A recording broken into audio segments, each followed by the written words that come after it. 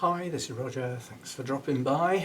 Sunday chat today, when I get there, is going to be about winter feeding. Probably won't go mad. It's more the concept rather than the nitty gritty. But before then, we have the news. Hannah's not down this weekend. We had a change of plans, and basically she's coming down not tomorrow, Monday, a week Monday for 3 days, which will encompass Wednesday, which is the day of Mum's funeral, Wednesday the 3rd. So she'll be down for that, and then I'll run her back after those proceedings have all finished.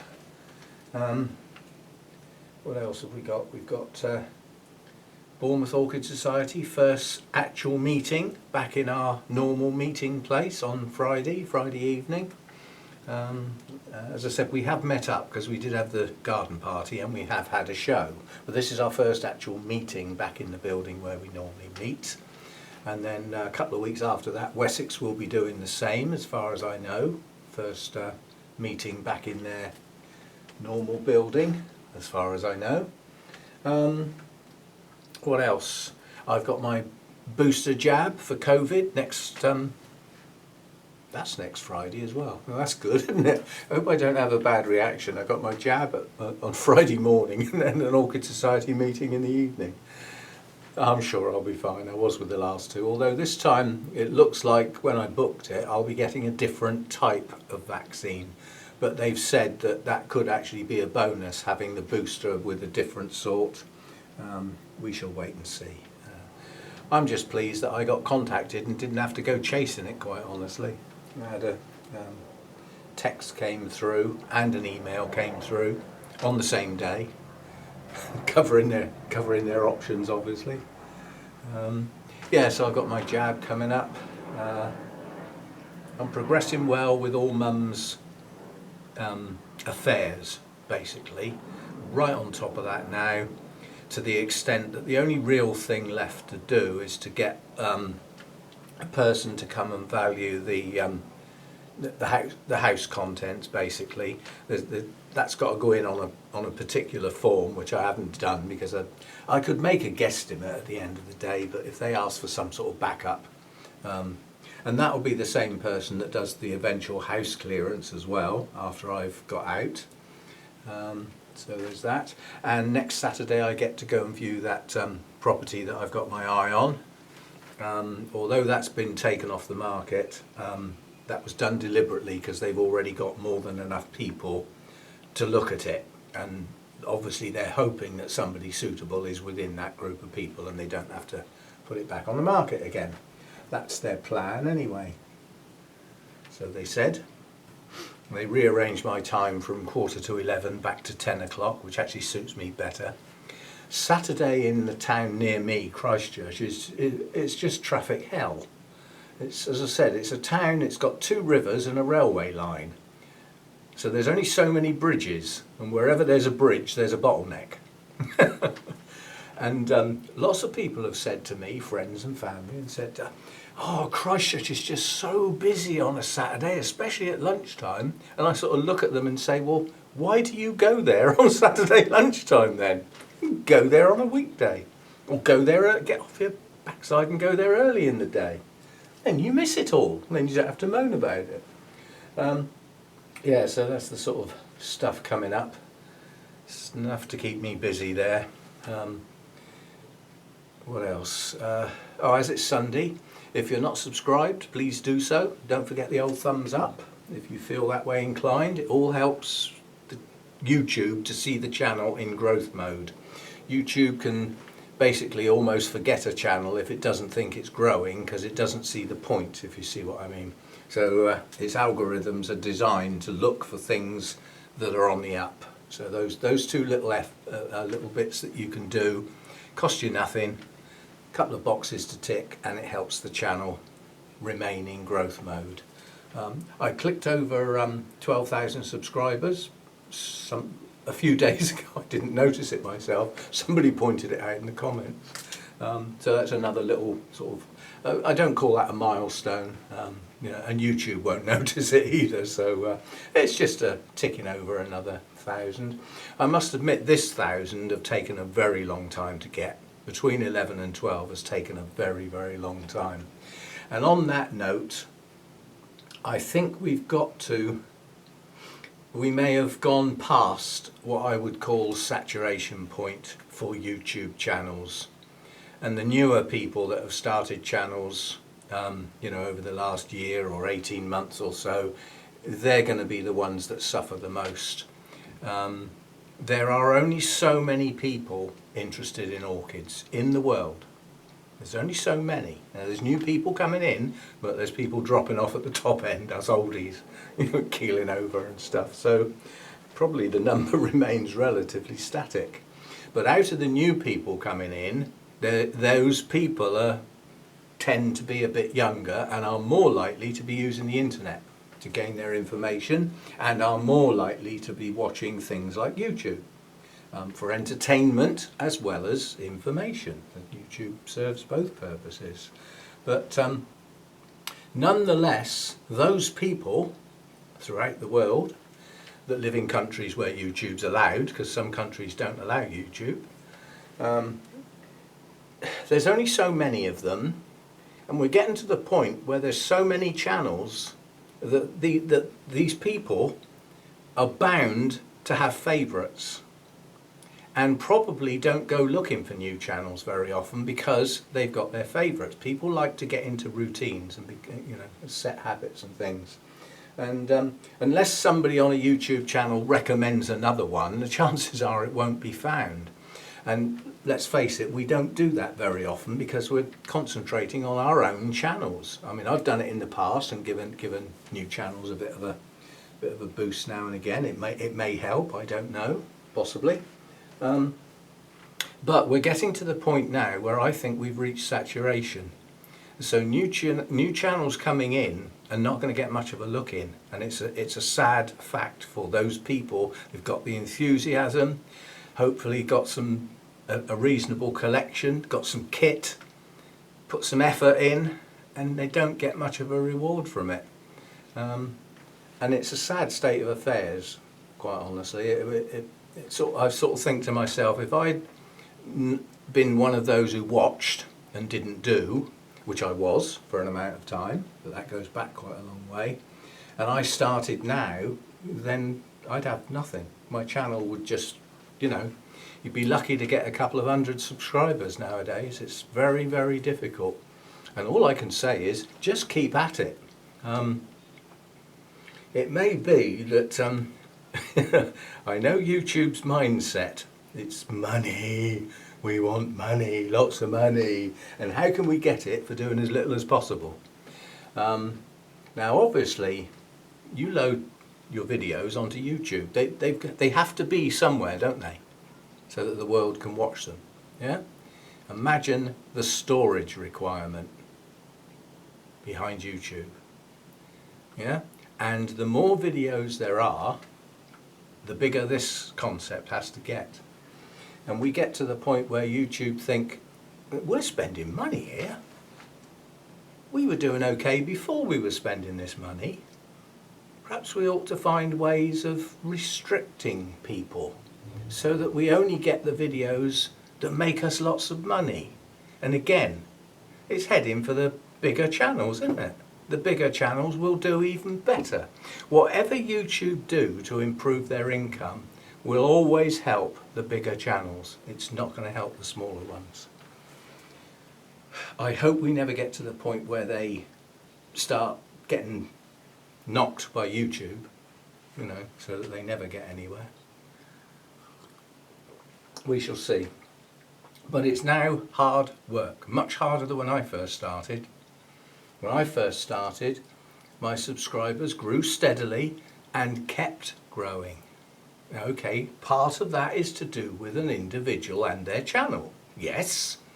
But when there weren't that many orchid channels, most of the channels were growing nice and steady, And there are some channels still that one in particular is not necessarily an orchid channel now and hardly ever does an orchid video, but the rate of growth on that channel is quite incredible. And then we've got what we all know to be the top one, and the rate of growth on that is absolutely ridiculous in the orchid world. But that is the one. Try and find another one. Try and find another channel that does orchids that works like Miss Orchid Girl, like Danny's channel. You'll have a hell of a job. That's it, that's the one. There are a few others that don't do bad. I'd like to think of myself as one of them. But it's difficult, it's hard work. Right, that's all that. Thanks for the Patreons. Again, you get first look at this one with no ads. Thanks for those who are putting up with the ads. It's, you know, it's the advertisers. YouTube charges the advertisers for placing the adverts. At that point, YouTube don't care if they never get watched, because that's not how YouTube make their money. They charge the advertisers for placing the adverts. We as creators decide if and where those adverts can be on our videos. That's our bit, that's our choice. And then if people watch them, we get a bit of money. Compared with what YouTube get, it's loose change, but better than nothing, I look at it. That's the way I see it.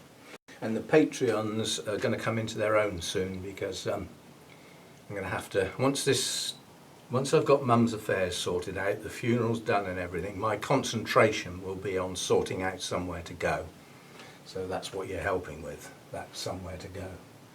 And keeping this collection together as best we can. I've got one new bloom. It's not a first timer, but it is a new bloom.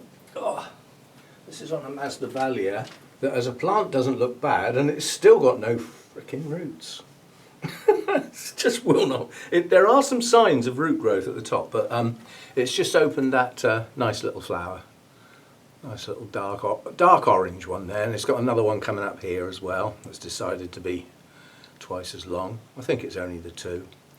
But I don't get Masdevallia blooms very often, so they're always a treat. No ID, no name, as are most of my Masdevallias. Well, you say most, I've only got a couple. Actually, what have I got? I'm sure there are 1, 2, 3, 4. 4 pure Masdevallias, 1 Masdevallia crossed with a Dracula, and 1 Dracula. So that's, and then the Restrepias, which are the other cooler, shadier types that I think of. I've got 2, 4, 6, 7 Restrepias, including 2, 3 very large plants. And then the other cooler, shadier types are the Miltoniopsis. And that's a nice little combination I've got there. I've got 1 primary cross and 3 species. Well, there are only 5, that's not bad going. And the primary cross is a cross between 2 of the species I've actually got. And then 1 hybrid. And then I've got 2 hybrids that are almost lost. They were the subject of a repot very short while ago, and they've gone into that Welsh moss now. They'll either make it or they won't. The one out of the 3 that I bought together, the special one was the yellow one, and I split that into 3. 2 have gone to other people and mine died. So these other 2 that are just a couple of bulbs sat in some Welsh moss, I'm not that fussed whether they grow or not. They weren't the special one.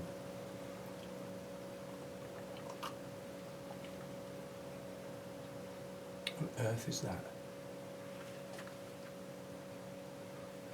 Sounds like a hammer drill or something like that. Anyway, men at work, or people at work, not necessarily a man, but yeah, I don't mind that sort of noise. It's people being busy doing something that they need to do. That sort of noise is okay.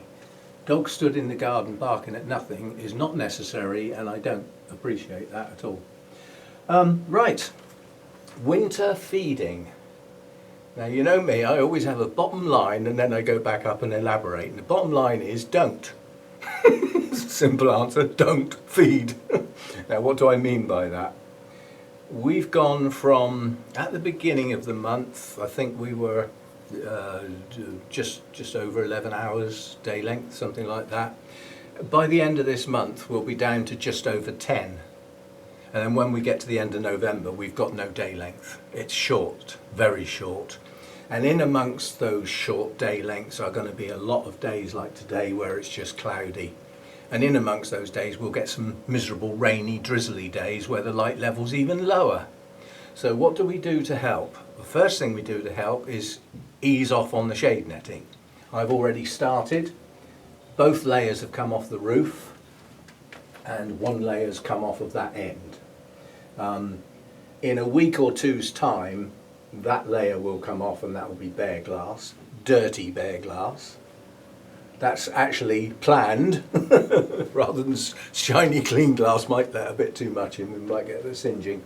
I've still got 2 layers here, that will go down to 1, and then by the time we get towards the end of December, I will actually drop that 1 layer of shade netting to halfway, so that only these lower shelves will have a single layer and the top will be bare glass.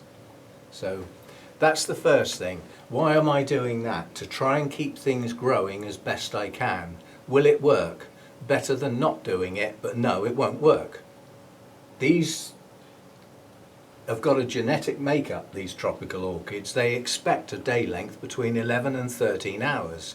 And when it starts getting down below 10, they have ceased to function properly. And their response to that is to virtually or completely, depending on the type, stop growing. And like I've always said, what don't we do with plants that aren't growing? Feed them. They don't need it. Well, hang on then, do they need watering? Yeah, they're going to need a bit of that, or they will start to dehydrate, because their metabolism lets go of inner hydration out through the leaves. That needs to be replaced. But the amount of food is minimal. Gotcha. Mosquito. Man-eater. Ex-mosquito. Yes, so as far as I'm concerned, feeding in the winter is minimal, and I mean minimal.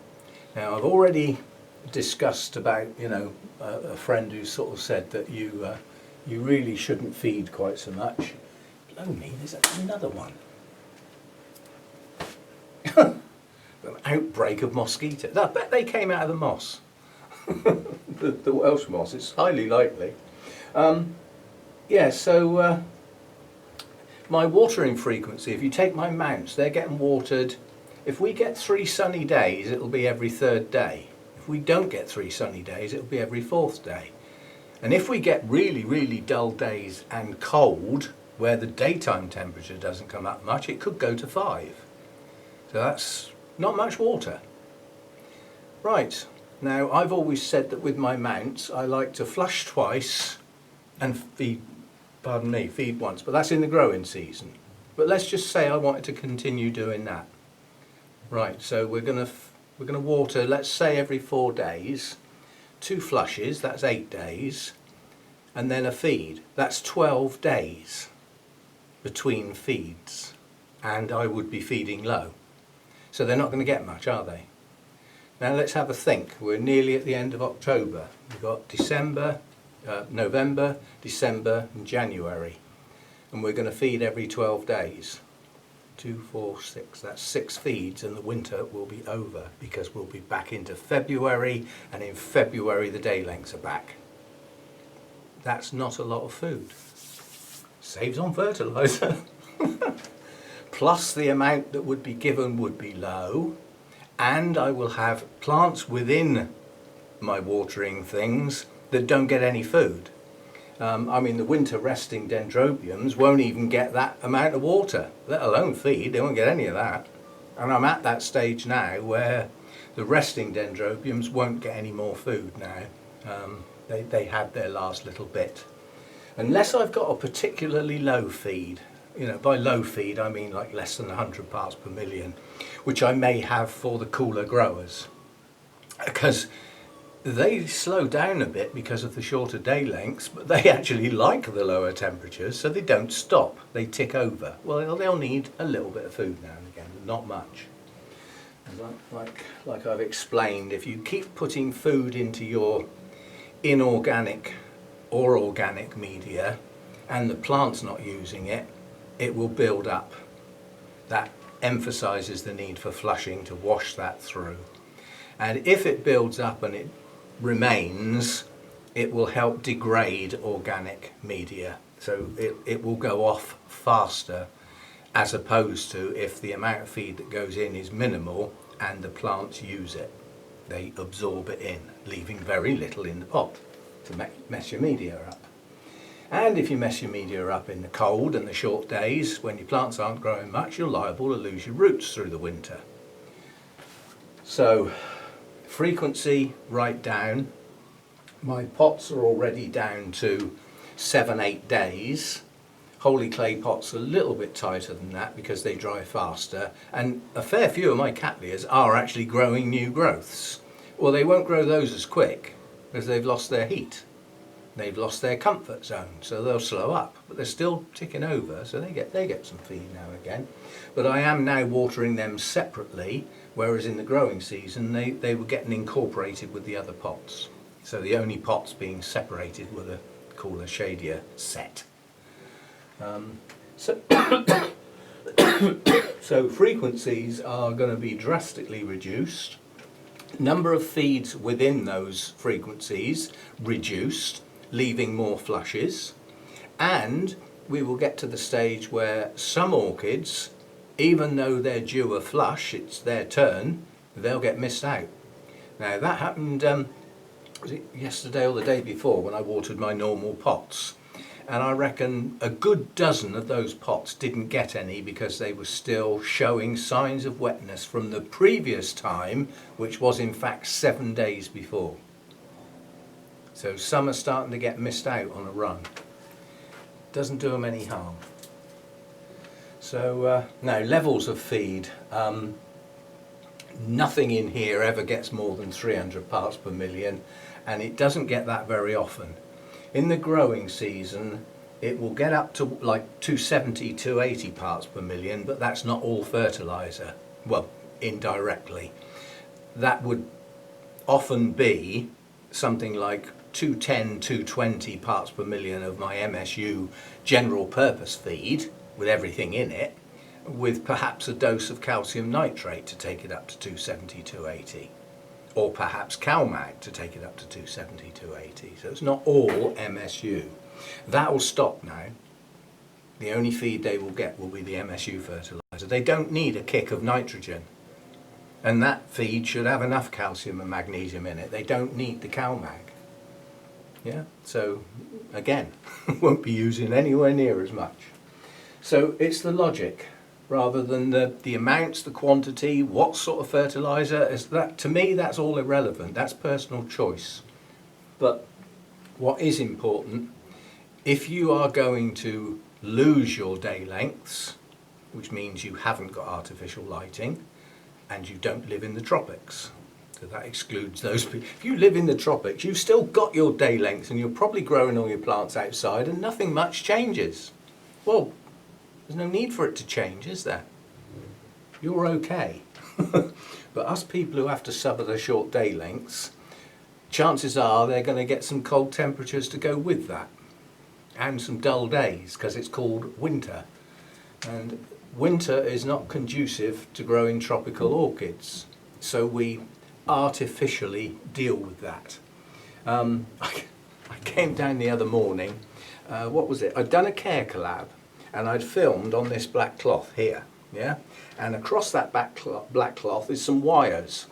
So I unplugged that and dangled it down there so that the plant had a nice black cloth behind it, and I filmed my care collab. That was the Bratonia. The next morning I came down, and when this thermostat's on, working, it's got a bright yellow light that as soon as I walk in the door from the kitchen I can see it, yeah? And this fan oscillates and I can see it, and the heater has a bright red light on it. and it wasn't on, was it? So halfway I hadn't plugged it back in. It was down to 13. Well, it was actually 12.9 in here. And it probably would have been like that for a lot of the night because it was a cold day prior to that, so there wasn't much heat in here at all. So we've had our first hiccup with the kit. It happens, and it's happened every winter so far without fail. There is something gets messed up. I've had a unit fail on me. You know, you can plan for that and have a spare, but if it happens at 2 o'clock in the morning, you're not going to know unless you've got an alarm. And talking of alarms, the humidistat that controls Hurricane Hector fired its alarm yesterday morning. First time ever I've heard it alarm go off. And that was because the humidity had gone above the alarm setting. So basically it reached 99% on that unit. Now this says 99% quite frequently, this little thing. That's cheap and cheerful, that's not accurate. It could be as much as 5 to 10% out on the humidity. The thermostat's accurate. Thermometer, not thermostat. But the humidity gauge reads humidity pretty accurately. So that had gone above the alarm point. Beep, beep, beep, beep, beep, beep.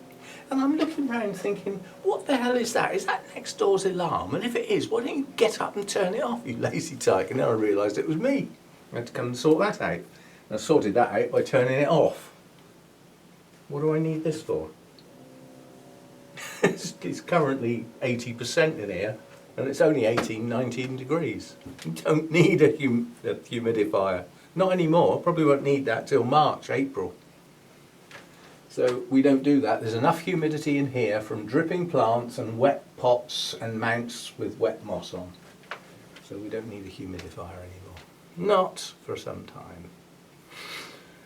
It's good, that saves on the RO water. Right, so as far as feed levels are concerned in the winter, things like let's put it this way, stuff that's still growing, albeit a bit slower, will probably get about 140, 150 parts per million every third watering. So they're not going to get a lot. And there'll be a lot within the sets that don't get any food for several waterings. The resting dendrobiums are done now, they won't get fed again, and their watering will be missing probably 2 out of 3 waterings. I won't even bother getting them down to look at them. They don't need it. They don't need it. But with the pots, we've got to start going careful now with the likes of Latorias. Yeah, deliberately put in a holy clay pot so that when I water that with a trickle of water, it'll be dry in a day and we won't get rotten roots. We've had those on Latorias and Phalaenopsis types and black hair types. Why? Because they don't like the cold. And if you get them wet and cold, the roots rot. It's not like sometimes, they just do. They're not geared up for it. They're warm growers. So the reason for that. Right, so what are we doing? How are we doing time-wise here? I do waffle on, don't I? Half an hour-ish. Right, several people have asked my kit. Now, my kit doesn't change that much, but it gets wired differently depending on the time of year and the seasons. So what I thought I'd do is, this is now set up for winter. So we could go over the winter settings and why. And we can point out some kit that needs replacing. I have spares of quite a few things, but they're not in use at the moment, and I see no point in setting up new bits of kit when I'm about to take it all apart and move it and set it up somewhere else. That's the time to get rid of an old piece of kit and put a new piece in. Right, so I'll shut the camera off and we'll go back to moving cameras rather than fixed on the tripod. We'll just have a look round at the kit and chat about it. I'll be back. Okay, so we're on the move again now, and up there are 2 little computer fans. They're 12 volts and they run off the phone charger that's in that set of sockets up there. So they run off a 12 volt, a mains adapter, the sort of thing you would charge your phone. And you just cut the plug off the end and wire as many of these little things as you need to do up to the limit of the wattage, the usage of the phone charger. Now that phone charger is 3 amps, rated at 3 amps. The little fans are rated at 0.3 amps. So I can go up to around 10 of those before the phone charger starts to struggle. But don't overload. You overload electrical units, you're liable to get them hot. And when they get hot, sometimes they go poof and burst into flames in the middle of the night. So just don't do it. There's another couple of those here, and those work backwards. So they are basically sucking air, not blowing it. And the reason is they cause quite a cool draft, which in the summer is not a bad idea, but it helps to dehydrate plants having a fan directly on them. So these draw air across this cooler shelf. Cooler shelves, there's another one up there, half shelf. So they suck the air in that way and blow it across the windows where it doesn't really affect any plants. Keeps the air moving in what would be quite a stale area without them. So that's air movement. I did have one over there, but I disconnected it because the type of plants that are on there will dehydrate with a fan directly on them, you know, oncidium types, things like that. So I disconnected that one. I've got 2 spares of those, should anything go wrong. Right, now up here, broken. Is that going to get fixed? Not when I'm moving out, it's not. It's the casing that's broken, not the fan. That's my extractor fan. It's an 8-inch extractor fan. It sucks a lot of air through it in a relatively short space of time. And it's got a little flappy grill on the outside, which when the fan comes on, the flaps lift up to let the warm air out. And its counterpart down there, the flappy bits are on the inside because that sucks cooler air in from outside. It's on the shady side and it's low down. So effectively cool air comes in at the bottom, warm air gets sucked out the top. They come on as a pair on that thermostat, and that will be switched off when I get round to it on the grounds we don't need that anymore. It's not going to get warm enough for me to start sucking out hot air and blowing in air that will be about 7, 8 degrees from outside. Oh yeah, we need that, don't we? So that can be shut down now for the winter.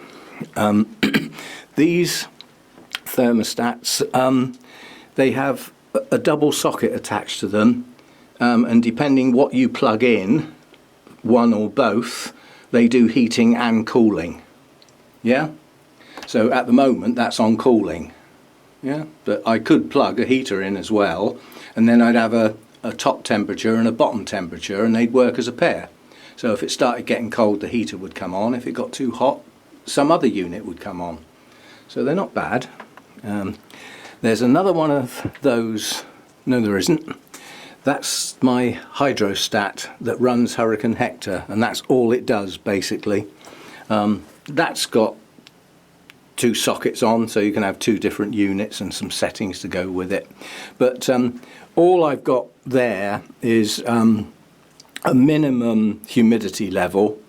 That's the minimum I ever want to drop down to, and then above that I've got a cut-off point. So that's currently set to, I think it's set to 70 and 75. So if it drops below 70 it comes on, and when it gets to 75 it turns off again. So it's got quite a wide differential. Otherwise it keeps stopping and starting. I always think with electrical units it's better to come on and do a job and then turn off, because half the time it comes on and then it hasn't done the job properly and it turns off. So that's that. And then this is a thermostat that runs my heater. That's a different type. This is a more expensive type, supposedly more reliable, should last a nice long time. And the plug has got 2 wires coming out of it. One of them effectively is that fan up there, and the other one goes to the little heater down here. That's a 2 kilowatt heater. It has its own thermostat, which I don't use, so the thermostat on that is fully on, and then it's got heating settings, yeah, but I just leave it full on. and then that thermostat controls when that comes on, and when that comes on, so does that. The reason being, that's on the floor, hot air rises and comes straight into the path of that circulating fan, oscillating, that moves that heat all round the grow room. So I don't get hot spots and I don't get cold spots. And I don't roast any plants in the line of fire of the heater, because that points diagonally across the middle. If you see what I mean. So it's pointing currently at the Vander bucket. Yeah? And the oscillating fan will take care of that. So that's basically the kit. This fan is just a manual fan, and I turn it off when I'm filming, endearingly known as the hairy fan. Now if you look at that, I don't know what that's going to look like on film, but that is not rotating at the correct speed, and you can see it wobbling. The spindle is going. So this is about to fail, which is why I have a complete replacement ready to go. So that is the fact that it doesn't work up to full power at the moment is actually a bonus, because it's just gentle air movement while the temperatures are lower. Because if you get quite high air movement when the temperatures are low, that's called a draft. Try standing in one and you will want to move. And that's how I see circulating fans. If you walk in front of one and go, "Oh, flipping heck," that's probably too much. So there we go. That's the kit. And basically, that's how it's set up for winter. This is currently set to 18 degrees, and it's got a 1 degree differential. So it's set to 18 as a cut-off. It lives at 17. When it drops to 16, the instant it drops to 16, it kicks on and takes it up, and the instant it touches 18, it kicks off. So it's a 1 degree differential. So although it might show 16 on there, it never gets to 16, because it's actually 16.999999. The instant it comes below 17, it switches on and stops it dropping. So that's how that one works. This will be reduced by 1 degree each week from now on, until I get down to my chosen winter temperature, which I think is probably going to be 16 this year. I've come up, it used to be 12, especially for my winter resting dendrobiums. Well, it was 15 last year and they still all bloomed. And my warmer growers didn't quite do so bad in the winter. So I think we're going to sit at 16 this year, which means it's going to hover at 15, yeah? And when it hits 14.99999999, it will switch on and take it up to 16. And then drop off to 15, etc. And it kicks on and off through the night and keeps everything nice. Providing it's plugged in, of course. When it's not, it don't work. Right, the other kit that somebody's asked about, I'm going to do as an add-on. So it's going to be like, you know, it'll be done separately, but it will follow on. And it's a look at the kit, part of which I've got in my hand. And now you're all thinking, oh, he's a silly bloke, he's lost it, he's gone, his brain's gone, he's gone doolally. How can you film a camera when you're using it? Aha! We have a special way of doing that coming up right now. So this is my video camera. It's a Canon Liegra HF G25 wide angle lens on it. Good camera basically. Complete menu set on the screen, touch screen and all that sort of stuff. Capable of holding 2 SD cards, which I don't use because it's got 32 mega memory and I've never run out. You've got some connections on there for HDMI out, that's for when I'm doing live stuff. The USB just takes stuff off of it. Connections for tripods. That's the lens for anybody who's actually interested. It's got a daylight filter on the front to protect the lens basically, so that that doesn't get damaged if I drop it or anything. And then on the top we've got the mode, auto, manual or cinema mode, which I've never used, and the zoom and the power on and off, and the twin microphones. So there we go. We can have a look at a video camera without using the video camera. We just use stills. All good fun, isn't it? And this is my DSLR. This is old. It's not modern technology, but for what it gets used for, like what I've just used for, it works fine. Doesn't do videos like a lot of DSLRs do. Mine just does stills. That's all it does. It's basically an Olympus. It's an E520, and this uses the 4/3 system. So basically any lens that you put on here, as compared to a 35mm type system, is magnified. So it actually becomes more powerful. So a telephoto becomes more powerful as a consequence. This is the lens that lives on here most of the time, and this is one of the better quality Olympus digital ones. And basically that's a 14 to 55mm telephoto zoom, and this one opens up quite wide. This lets quite a bit of light in, which is why I use this one most of the time. This goes down to f1 point. Sorry, 2.8. I'll get there in a minute. Prawn brain. Simple bayonet fitting, so you just twist it, pull it off, put another one on, click. And then the other two I've got, these are not quite such good quality, but they are still Olympus lenses. Well, this one's a 36 to 360 telephoto, and given that that is quite a powerful, it's 18 to 180. But because of the 2/3 system, effectively it doubles up. So its actual power compared with the 35mm is double.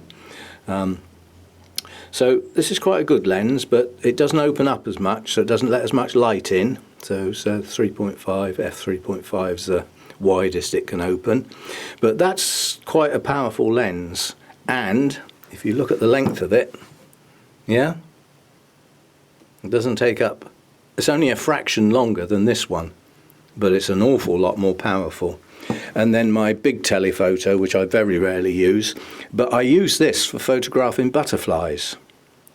Why do I need a really powerful telephoto for butterflies? So that I don't have to get too close to them and frighten them and they fly away and I don't get my picture. So the idea with this is to zoom in with a powerful telephoto and then electronically deal with that picture when I get home. So that's effectively a 70 to 300 telephoto, which doubles up to 140 to 600. So that's a powerful lens. The type of photography I do, I'm never going to need anything more powerful than that. But the beauty of that 4/3 system is that you get the power by doubling up the size of the lens. It's all electronic gizmos and stuff.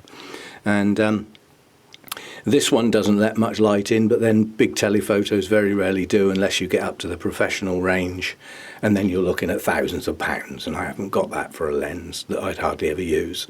So that opens up to f.4. So that's my DSLR stuff. I've got no plans on replacing that. There's lots of electronic wizardry going on with this camera that I hardly ever use.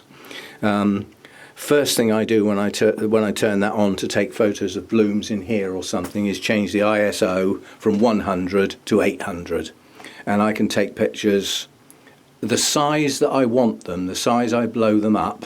They're never going to show grain, whereas if I blew those pictures at of an ISO 800, if I blew those pictures up too big, then you would start to see noise on the pictures, which we don't want. So that's that. And then other bits of kit, we have my tall tripod. That's its full height. That's got a windy up bit, which is currently at its full height, which is the camera sits on the top there. And this has got a snap, what I call a snap thing. Whereas the bottom of the video camera has a thread. Well, there's a little gizmo that sits on the bottom of the camera and actually screws into the normal place for a tripod and just snaps onto there. So that works quite nicely. This isn't a bad tripod, it's pretty sturdy. All of the legs are telescopic, so they've got 3 legs effectively that slide up inside each other. So its shortest height would be that to there with this wound down. So that would be its minimum, yeah, with the camera sat on top. And it's at its maximum at the moment, which is I'd say that was about 5 foot, something like that. But it does me okay. It's perfectly sturdy enough. What tickled me when I got it, it's got a carrying handle. When it's all closed up, it's got a nice carrying handle so you can carry it. And it's got that. And apparently you can hang your kit bag on that with all your lenses and all your stuff in. Your camera bag can hang on there. Or your lunchbox or whatever you like, or your coat. But the beauty of having a hook in a central place like that, if you're using that out in the field, yeah, could be a windy day, could be all sorts of reasons why your tripod is not as stable as perhaps it could be. You hang something heavy on that hook and it plants those 3 feet. They're not going to move. So that's the idea of that. So that's that one. And then there's another one. And this is my little tabletop tripod. This is what I use in the kitchen when I'm doing my kitchen time filming. These legs are at their max. This is at its maximum height as far as the legs are concerned, but it can compact down to that. So it is a real tabletop one. And then this bit here extends up and locks in place. So that is now at its maximum height. Yeah. And then it's got various adjustments, and that's the screw thread that normally you attach a camera to. Just, you know, the thread on the bottom of the camera works like that. It's just the larger one's got an adapter to make that work. So that's a reasonable quality tripod, that one. Yeah, no, I got that second hand, that one. The tall one I actually bought new. But this one I bought second hand. This is quite a good tripod, this one. So that's all my photographic kit that I use. And then obviously my software, I use Power Director to edit my videos, and I use something called Photoscape X to actually edit my stills and play around with them, sharpen them up, sometimes lighten them, you know, if they're a bit dark. I don't do huge amounts of editing on my stills. And I do very little on the videos apart from when I film indoors where I haven't got light. And there's a setting in the thing that has got a percentage light adjuster in Photo Director, which works incredibly well because it doesn't distort the colours. So it is like turning floodlights on, but it's just a slider. That works really well. So it works well in the kitchen when when I haven't got the light because I'm indoors. So that's the rest of the kit. So yeah, so now you've seen everything really, I suppose. Yeah, that's about it. And that'll do for today. Yeah, we don't want to go mad. And thanks for all you people who've subscribed and joined the Patreon site. And all those who do the thumbs up, as a matter of course. This is all good stuff. And watch the ads, even if you don't watch them all. 1 or 2 now and again is better than none at all, if you see what I mean. So that all works quite well. And the thing I always forget to say on a Sunday is the merchandise. That just lives, it's a store basically. It lives away from YouTube, but YouTube allow you to have a link under your videos. So, like just under the videos is the store, and you can click on an item there and it'll take you directly to the store where you can see the rest of the stuff. But basically it's t-shirts, sweatshirts, mugs, tote bags. I don't go mad, and I don't make a lot of money out of them. I've had a look at some of the other people's goods, and they don't have to charge a lot, whereas I keep the profit on those relatively low. But it's another way of supporting the channel, but you actually get something for it, if you see what I mean. You actually got something you can wear or something you can hold in your hand. So don't forget that bit. I haven't added any new stuff in there for some considerable time, so I might go and have a look round as it's now on my mind and see if they've got any new things, because the store allows you to have lots of different items, but some of them wouldn't work very well for me. They're items that I really wouldn't want to associate with the channel, but I'll go and have a look. There might be some new ideas, add some new items in, but we'll see how we go. I was thinking of doing some sort of limited edition Christmas things, but then where do you get the Christmas designs from without infringing copyright and stuff like that? So I gave up on that idea. I could just put Merry Christmas in text, but it's not a big deal, is it? Anyway, thanks for dropping by. Sunday chat, a bit not really many plants or anything. We looked at a Masdevallia and that was it.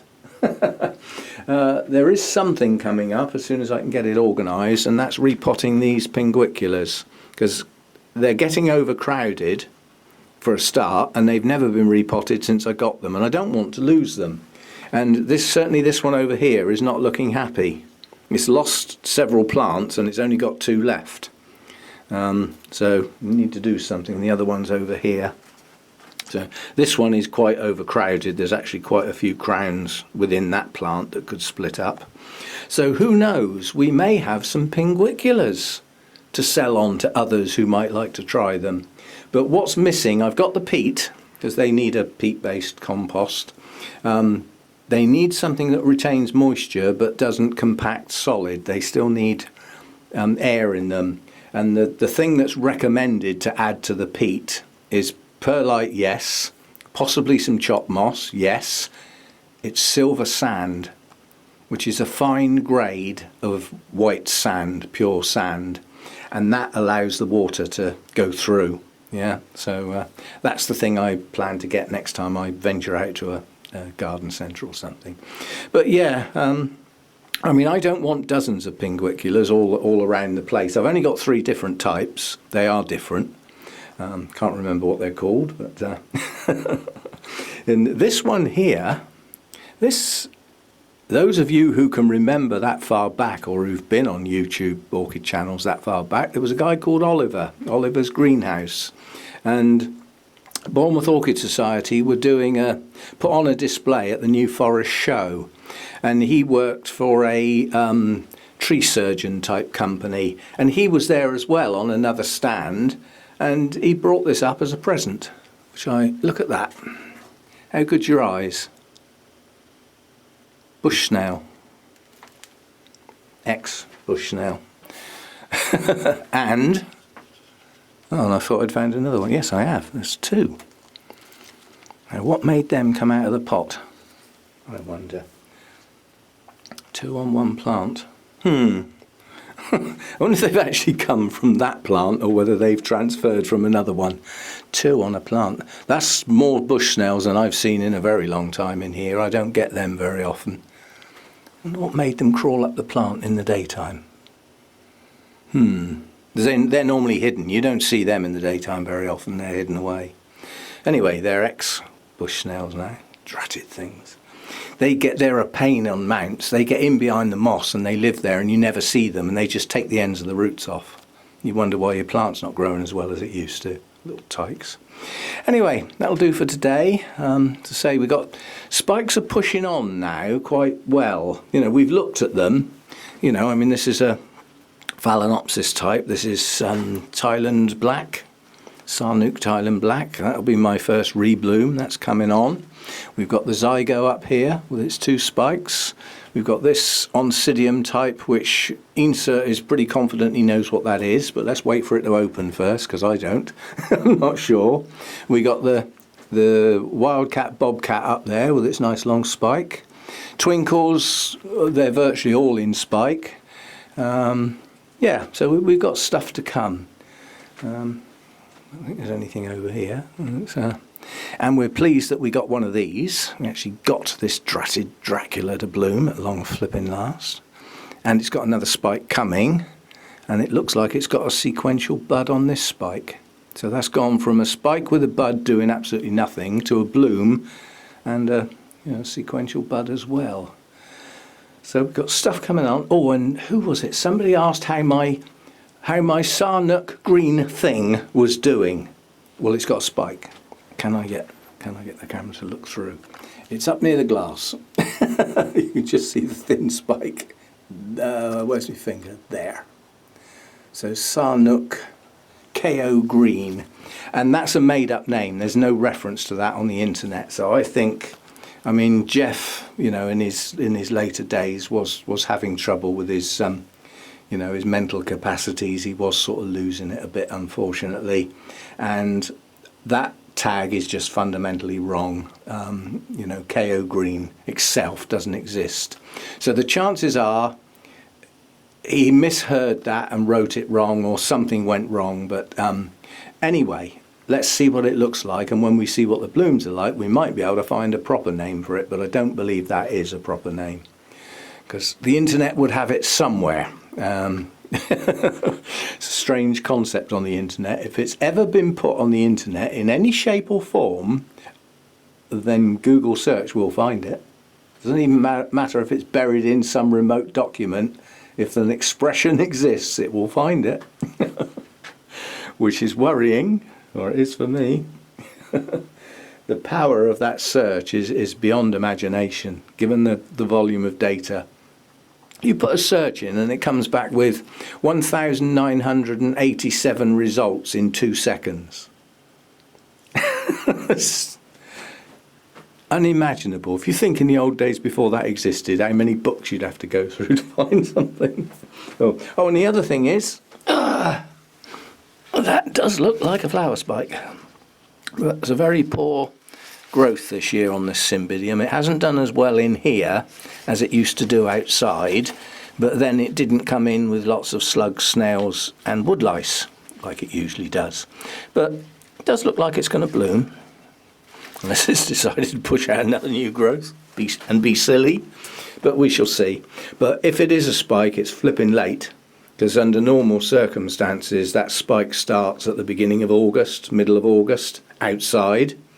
So by the time it comes in, you know, like now, beginning to the middle of October, as soon as there's a threat of frosts or anything, it comes inside. By then, it's normally grown on quite a bit, whereas now it's only just started. But it's there, so we should get some nice Cymbidium blooms down the line. And yeah, see you next time. Thanks for dropping by.